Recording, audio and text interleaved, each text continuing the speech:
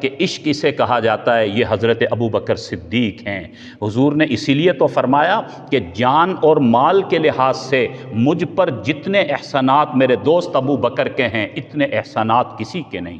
جان لٹانے میں بھی ہمیشہ پیش رہے، یہ صدیق اکبر ہیں میرے بھائیوں۔ ان کا مقام اور مرتبہ سمجھنے کی ضرورت ہے، نوجوانوں کو سمجھانے کی ضرورت ہے، بچوں کو بتانے کی ضرورت ہے، اپنی مستورات کو بتانے کی ضرورت ہے۔ نوجوانوں کو بتائیں کہ یہ تھے حضرت صدیق اکبر، انہوں نے اپنی جوانی میں اپنی جوانی کو، اپنے مال کو، اپنے عہدے کو، منصب کو، کاروبار کو، سب کچھ کو اللہ کے لیے، اللہ کے دین کے لیے، پیغمبر دو عالم صلی اللہ علیہ وسلم کے لیے قربان کیا۔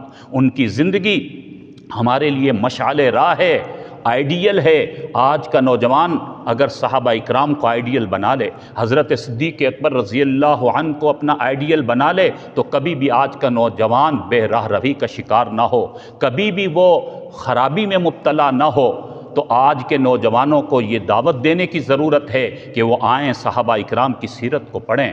تو یہ حضرت صدیق اکبر جو 22 جمادی الثانی کو جن کو اللہ نے اپنے پاس بلا لیا، اس نسبت سے ان کے تذکرے کو عام کرنے کی ضرورت ہے۔